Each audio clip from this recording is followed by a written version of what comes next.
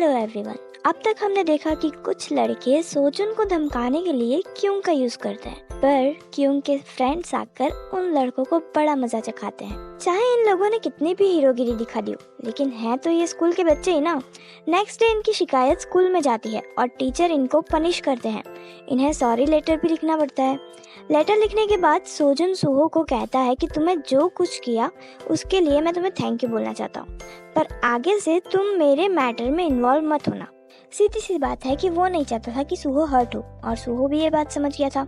School के बाद क्यों को सुहो बस स्टैंड पर बैठा हुआ दिखता है और उसे याद आ जाता है कि किस तरह सुहो ने उसे बचाया था। वो उसके पास जाती है और कहती है कि मार्केट में नई कॉमिक आई है, क्या तुम बुक स्टोर में मेरे साथ चलोगे? सुहो कहता है नहीं। उसकी कैब आ जाती है और वो जाने लगता है और जाते जाते कहता है कि तुम्हारे मार्क्स तो आते नहीं है, तो तुम पढ़ाई पर ध्यान दो, ये कॉमिक्स वॉमिक्स में ध्यान मत दो।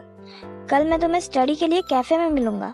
सुहो के इस जवाब को सुनकर क्यों तो बस अब सुहो के बारे में ही सोचती रहती है।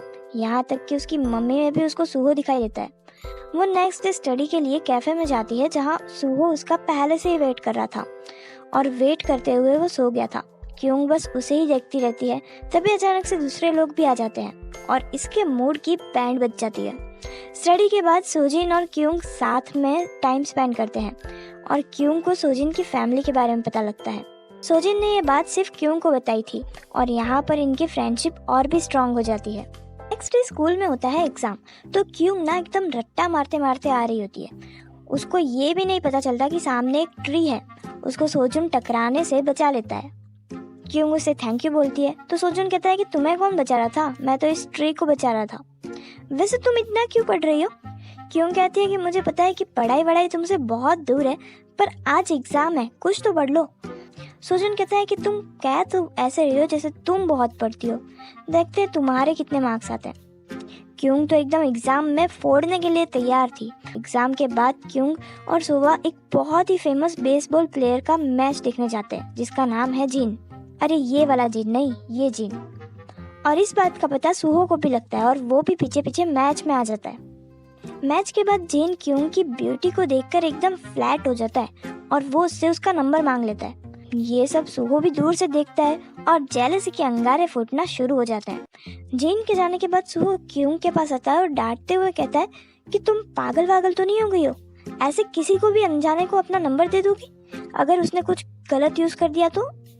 सुहो के इस कंसर्न को देखकर तो सभी लोग हैरान हो जाते हैं और सुहो एम्बैरेसमेंट में वहां से चला जाता है। लेकिन सुहो के बॉयफ्रेंड को सुहो के दिल की बात का अंदाजा लग जाता है। वही बेसबॉल प्लेयर जिन अब क्यों से मिलने लगता है और अब तो उसने क्यों को सबके सामने अपने मैच में आने के लिए इनविटेशन भी दे दिया था। ये बात सुहो और सोजिन दोनों को पता लगती है और दोनों ही गुस्सा हो जाते हैं, पर क्यों को तो सुहो के गुस्से से ज्यादा फर्क पड़ रहा था। क्यों घर आती है और देखती है कि उसकी मॉम ने उसका सारा मेकअप फेंक दिया है, क्योंकि क्यों को एग्जाम में बहुत कम मार्क्स मिले थे। क्यों एक तो पहले से ही परेशान थी और अब इन सब को देखकर वो अपने आप को कंट्रोल नहीं कर पाती और अपनी मॉम के सामने बोलती है कि आप ये कैसे कर सकते हो? आपको पता भी है कि मेकअप मैं क्यों करती हूँ, मेकअप मेरे लिए इतना इम्पोर्टेंट क्यों है? छोड़ो, आपको कुछ भी नहीं पता है। ये कहकर क्यों घर के बाहर चली जाती है और डस्टबिन में से अपना मेकअप वापस ले लेती है और रोती रहती है बस। तभी उसके सामने सुहो आ जाता है। वो उसके मूड को ठीक करने के लिए उसे कॉमिक शॉप पर ले जाता है और उसके सर पर हाथ फेरते हुए कहता है कि तुमने बहुत हार्ड स्टडी की है, I am proud of you. सुहो उसके साथ बहुत अच्छा बिहेव करता है और उसकी पसंद नापसंद के बारे में पूछता है। अब सुहो के ऐसे बिहेवियर को देखकर क्यों तो हैरान होगी ना, लेकिन हैरानी के साथ साथ उसे तो खुशी भी हो रही थी।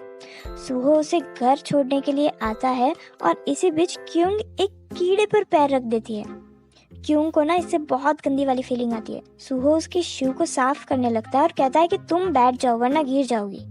क्यों बोलती कि पक्का बैठ जाऊं, और वो सुहो पर बैठ जाती है। सुहो कहता है कि मैंने तुम्हें बैठने के लिए कहा था, पर मुझ पर नहीं, उस चेयर पर। क्यों मुंह छुपाते हुए भागती है, पर सुहो उसे रोकता है और उसे एक हेयर पिन गिफ्ट करता है। क्यों तो मन ही मन बहुत खुश हो रही थी और यहाँ सुहो भी अपने स्माइल को कंट्रोल नहीं कर पा रहा था।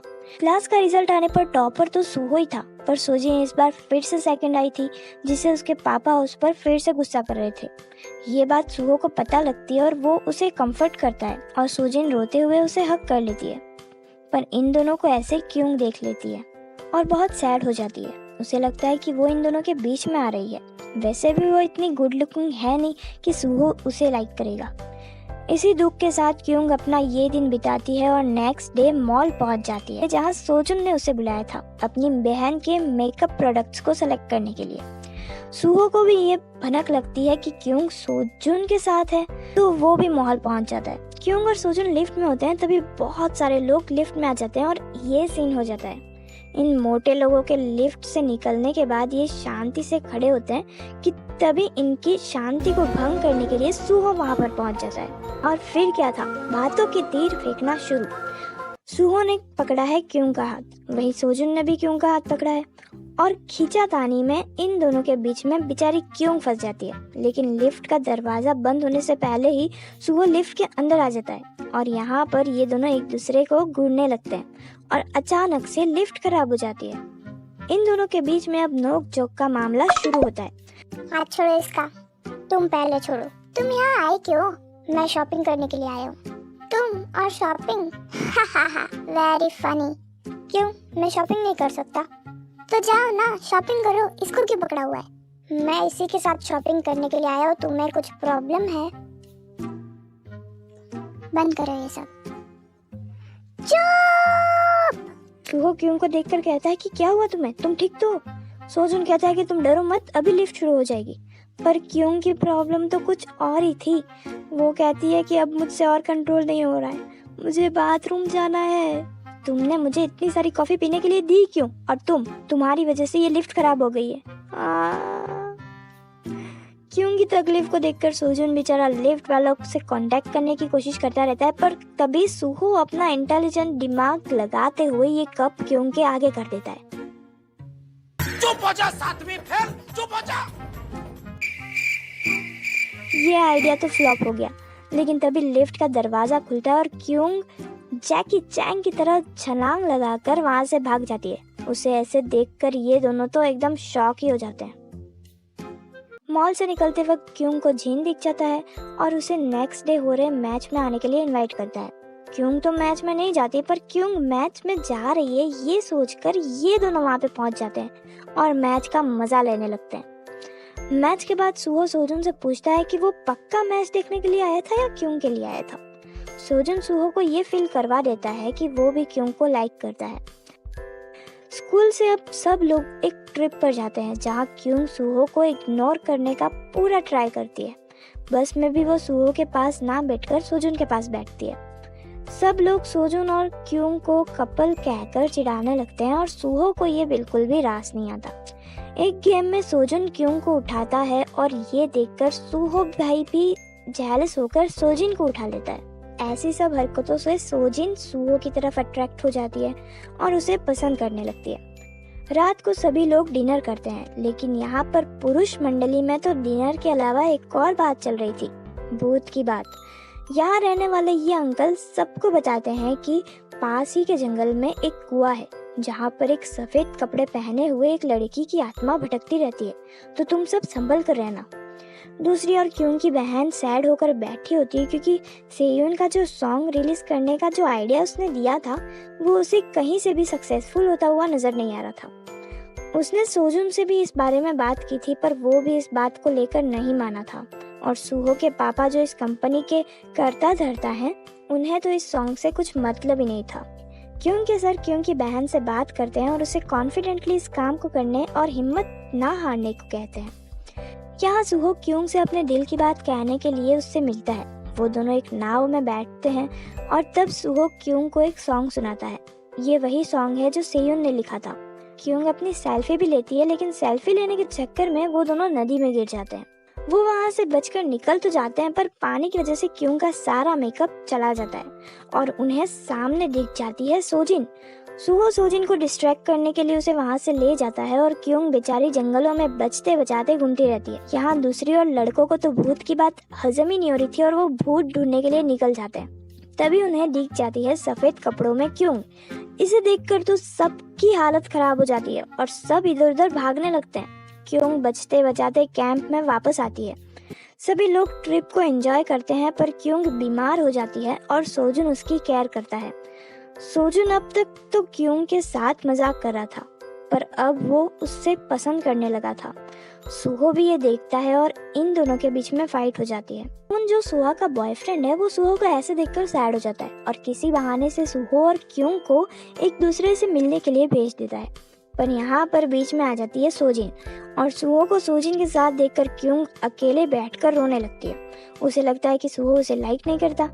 सोजिन क्योंग के पास जाता है, उसे चुप करवाने की कोशिश करता है और इसी बीच उसे ये भी पता चल जाता है कि क्योंग सुहो को पसंद करती है। कुछ देर बाद सुहो क्योंग को ढूंढता हुआ उसके पास आता है और उसे कह देता है कि वो भी उसे लाइक करता है।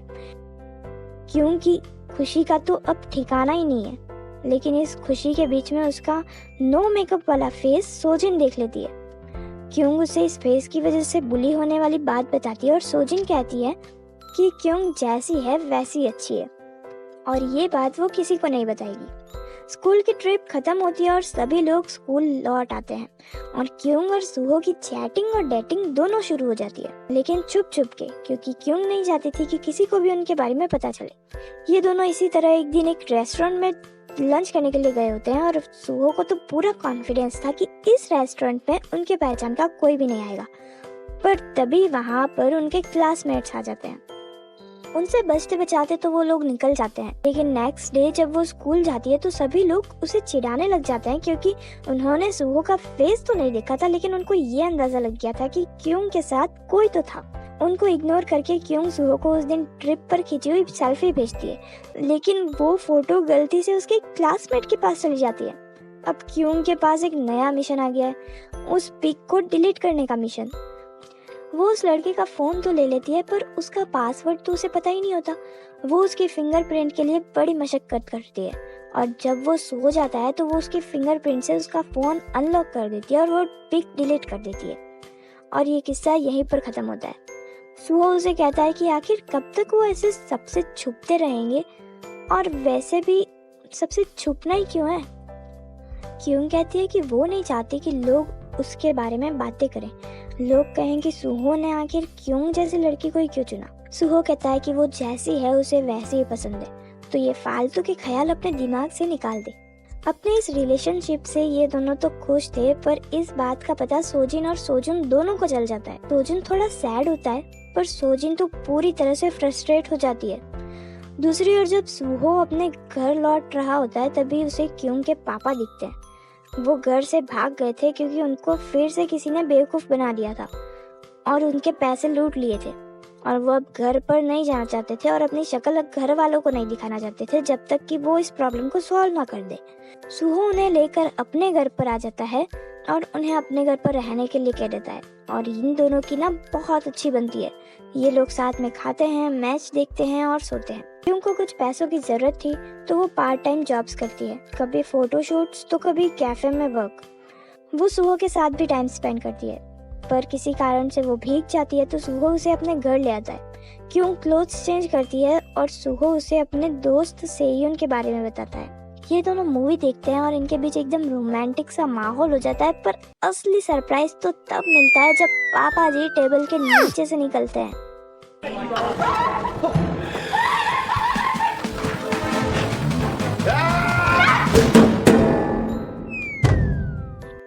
और ये पार्ट यहीं पर खत्म होता है।